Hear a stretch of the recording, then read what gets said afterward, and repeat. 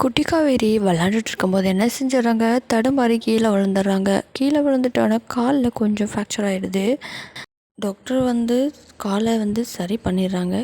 இருந்தாலும் என்ன செஞ்சிடறாங்க, ஹாஸ்பிட்டலுக்கு கூட்டிகிட்டு போகணும், கொஞ்சம் பார்த்துக்கோங்க எதுக்கும் அப்படின்னு சொல்லிட்டு முதலுதவி அளித்த டாக்டர் சொல்லிடுறாங்க. என்ன செஞ்சிடறாங்க, காவேரி உடனே தூக்கிக்கிட்டு ஹாஸ்பிட்டலுக்கு போயிடுறாங்க. அங்கேருந்தே அந்த டாக்குமெண்ட்ஸ்லாம் இருக்கும்ல, பேரண்ட்ஸோட ஃபோன் நம்பர்ஸ்லாம் இருக்கும்ல, அதுக்கு கால் பண்ணுறாங்க. கால் பண்ணிவிட்டு விஜய் ஹலோ யாருன்னு கேட்குறாங்க. நான் காவேரியோட அம்மாவோட மிஸ் காவேரி பேசுகிறேன் அப்படின்றாங்க. உடனே சொல்லுங்கள் மிஸ் அப்படின்னு சொல்கிறாங்க. விஜய் சொல்லவும், இல்லை இந்த ஹாஸ்பிட்டலுக்கு வந்துடுறீங்களா கொஞ்சம் அப்படின்றாங்க. என்னாச்சு மிஸ் பதறிக்கிட்டு கேட்குறாங்க. அதெல்லாம் ஒன்றும் இல்லை, உங்கள் பொண்ணு கீழே கொஞ்சம் தடுமாறி விழுந்துட்டாங்க, ஆனால் இப்போ நல்லா இருக்காங்க, ஒன்றும் இல்லைன்னு சொல்லிட்டாங்க டாக்டரு. நான் பார்த்துக்கிட்டு இருக்கேன்.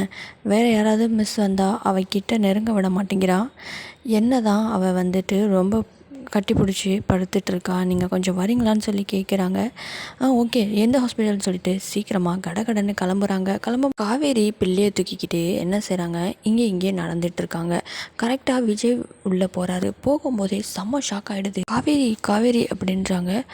என் பேர் உங்களுக்கு தெரியுமா சார் அப்படின்னு சொல்லிட்டு, ஷோ சத்தம் போடாதீங்க, அம்மு தூங்கிட்டு இருக்கா அப்படின்றாங்க. என்னது, யார் இது, காவேரி தானே அப்படின்னு அவருக்கு ஒரே குழப்பம். சரி எதுவும் பேசலை அப்படின்ட்டு என்ன செய்கிறாங்க, குழந்தைய கொண்டுட்டு நம்ம விஜய் கையில் கொடுக்குறாங்க. அவள் தூங்கிட்டா, நல்லா தூங்குறா, காலில் ஒன்றும் கிடையாது, 10 நாள் தான் ரெஸ்ட் எடுத்துட்டா நல்லா போயிடும் அப்படின்னு சொல்லியிருக்காங்க டாக்டரு. நீங்கள் வீட்டுக்கு கூட்டிகிட்டு போங்க. யார்கிட்டேயும் மிங்கிள் ஆக மாட்டேங்கிறா, என்ன பார்த்தா தான் கொஞ்சம் அமைதியாக இருக்கா, அதனால தான் நான் இங்கே காவேரிக்கு அம்முக்கிட்டேயே இருந்தேன் அப்படின்னு சொல்லி அனுப்பிடுறாங்க. உடனே விஜய் என்னை யாருன்னு தெரியுதா அப்படின்னு சொல்லி கேட்குறாங்க. இல்லையே எனக்கு தெரியலையே அப்படின்றாங்க. என்ன இது ஒன்றுமே தெரியலன்றா அப்படின்னு சொல்லிட்டு காவேரி, சரி நீங்கள் பத்திரமா பார்த்துக்கோங்க, இல்லை வீட்டுக்கு நான் கொண்டு விட்டுட்டு போவான்னு சொல்லி கேட்குறாங்க. உடனே விஜயும் ஒன்றுமே தெரியாத மாதிரி சரி வீட்டுக்கு கொண்டுட்டு விட்டுருங்க அப்படின்னு சொல்கிறாங்க. காவேரியும் காரில் ஏறி மடியில் படுக்க போட்டுக்கிட்டே போகிறாங்க. ஆனால் எல்லா நினைவுகளும் விஜய்க்கு அப்படியே கண் முன்னாடி போயிட்டு அப்பாடா, விஜய் என்னோடய காவேரிக்கு அவள் அம்மா கிடச்சிட்டா, என்னாச்சுன்னு தெரியலையே, அடிப்பட்டதில் ஏதாவது ஆயிருக்குமோ, ஏன் இப்படி எல்லோரும் என்னட்ட மறைச்சாங்க அப்படின்னு கார்லேயே எல்லாத்தையும் போட்டு யோசிச்சுட்டு வரவும் தாத்தா வீட்டில் நிற்கிறாரு. கரெக்டாக காவேரி குழந்தைய தூக்கிக்கிட்டு விஜயோட உள்ளே போகிறாங்க. அங்கே போனால் தாத்தாவுக்கு செம்ம இடி, செம்ம ஷாக்கு, தலையில் இடி விழுந்த மாதிரி. காவேரி அப்படின்றாங்க. என்ன எல்லோரும் காவேரி காவேரின்றீங்க, உங்கள் எல்லாருக்குமே தெரியுமா அப்படின்றாங்க. உடனே தாத்தாவை பார்த்துட்டு, உங்களை நான் 5 வருஷத்துக்கு முன்னாடி பார்த்துருக்கேனே அப்படின்றாங்க. தாத்தாவை பார்த்து ஒரு முறைக்கிறாரு விஜய். என்ன தாத்தா இதெல்லாம் அப்படின்னு. இருப்பா அப்படின்னு சொல்லிடுறாங்க. காவேரி டைம் ஆச்சு, நான் கிளம்புறேன் அப்படின்னு காவேரியை கொண்டு போய் படுக்க போட்டுட்டு அங்கேருந்து காவேரி கிளம்பிடுறாங்க. கிளம்பிட்டு வரேன் சார் வரேன் அப்படின்னு சொல்லிட்டு 2 பேர்ட்டையும் வரேன்னு சொல்லிட்டு கிளம்பிடுறாங்க. நம்ம விஜய் என்ன செய்கிறாரு, நம்ம காவேரியை ஃபாலோ பண்ணிக்கிட்டே போகிறாரு. வாங்க நான் உங்களை ட்ராப் பண்ணிடுறேன் வீட்டில்னு சொல்லிடுறாங்க. உடனே என்ன செஞ்சுறாங்க, இல்லை என்னை ஸ்கூலில் விட்டுருங்க, நான் ஸ்கூல்லேருந்து வீட்டுக்கு போய்க்கிறேன் அப்படின்றாங்க. உடனே என்ன செய்கிறாங்க, விஜயும் சரி ஓகே அப்படின்னு சொல்லிட்டு ஸ்கூலில் விட்டுடுறாங்க. ஸ்கூலில் விட்டதுலேருந்து காவேரி வீட்டுக்கு போகிற வரைக்கும் பின்னாடியே ஃபாலோ பண்ணிக்கிட்டே போகிறாங்க. அங்கே போயிட்டு பார்த்தா வீட்டுக்குள்ளே நுழையிறாங்க. சாரதா இருக்காங்க. சாரதா, காவேரி இந்த மாதிரி ஆயிடுச்சுமா, அந்த மாதிரி ஆயிடுச்சு, அம்முக்கு கால் கொஞ்சம் அடிபட்டுருச்சுமா, அவள் யார்கிட்டேயுமே போகலம்மா, பாவம் அவள் ரொம்ப கஷ்டப்பட்டா, அழுதா, வலிச்சிருக்கோம்ல, நான் டெய்லிக்கும் அவளை வீட்டில் பார்க்க தான் போகிறேன் அப்படின்னு ரொம்ப இதாக பேசிகிட்டு இருக்காங்க. அவளுக்கு அடிபட்டதும் என் மனசு தாங்கவே இல்லைம்மா, என்னன்னே தெரியல அவளுக்கு அப்படிங்கவும் சாரதாக்கு உடனே ஒருவேளை அவள் காவேரி பொண்ணு தானோ அப்படின்னு ஒரு டவுட் வந்துடுது. அதுக்கப்புறம் எல்லாத்தையும் பேசி முடிச்சுட்டு என்ன செய்கிறாங்க, யாராவது வீட்டிலேருந்து வராங்களான்னு சொல்லிட்டு விஜய் வெளியிலேயே வெயிட் பண்ணி பார்த்துக்கிட்டு இருக்காரு. அதுக்கப்புறம் காவேரி என்ன செஞ்சிடறாங்க, ஃப்ரெஷ் அப் ஆக பாத்ரூமுக்கு போயிடறாங்க. பாத்ரூமுக்கு போன உடனே காலிங் பெல் அடிக்கிறாங்க. காலிங் பெல் அடித்தோடனே சாரதா வெளியில் வராங்க.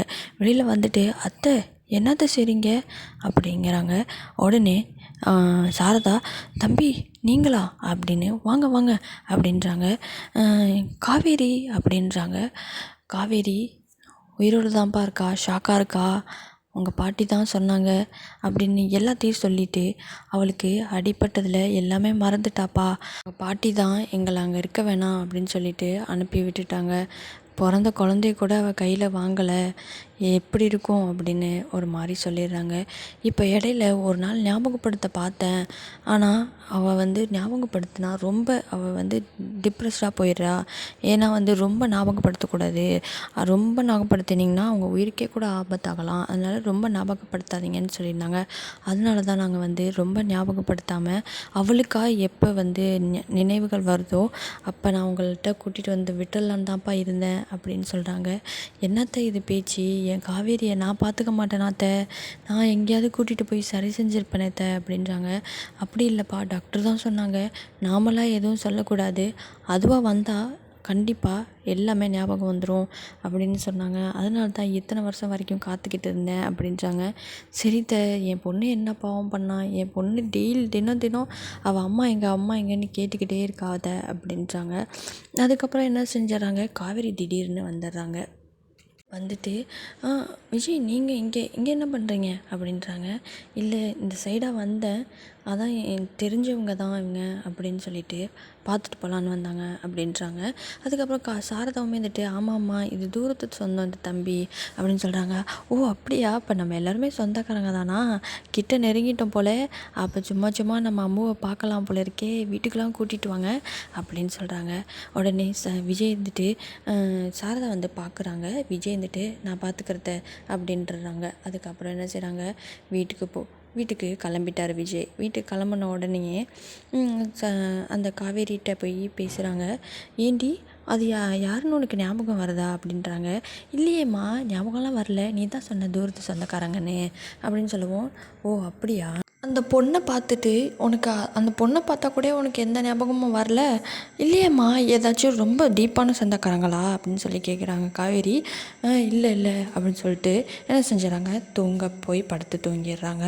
உடனே நம்ம சாரதா என்னை மன்னிச்சிடுறி காவேரி, உனக்கு எந்த பிரச்சனையும் வரக்கூடாதுன்னு தான் நான் இவ்வளோ சமாளிச்சிட்ருக்கேன். இல்லை, நான் அப்போவே விஜய் வந்தப்பயே நான் உன்னை கூட்டிகிட்டு போக கூட சொல்லியிருப்பேன், உன் பொண்டாட்டியை கூட்டிகிட்டு போன்னு, ஆனால் சொல்ல முடியாத ஒரு வருத்தத்தில் இருக்கேன். சீக்கிரமாக கைக்கூடி வரணும், என்னை மன்னிச்சிடுறின்னு மனசுக்குள்ளேயே காவேரி மூஞ்ச பார்த்து சொல்கிறாங்க. அதுக்கப்புறம் சீக்கிரமாகவே ஒன்று சேர்ந்துடணும். அதுக்கப்புறம் நம்ம விஜய் பார்த்திங்கன்னா சூப்பராக நல்லா ட்ரெஸ்லாம் பண்ணிக்கிட்டு சாராவே சேர்ந்து நம்ம காவேரியை லவ் பண்ண போகிறாரு, கரெக்ட் பண்ணி கல்யாணமும் பண்ண போகிறாரு. இருந்தால் இன்னும் சூப்பராக இருக்குன்னு நினைக்கிறவங்க மறக்காமல் லைக் பண்ணி தருவீங்க, கமெண்ட் பண்ணுங்கள் வேறு ஏதேனும் ஐடியா இருந்தாலும். தேங்க்யூ, பாய்.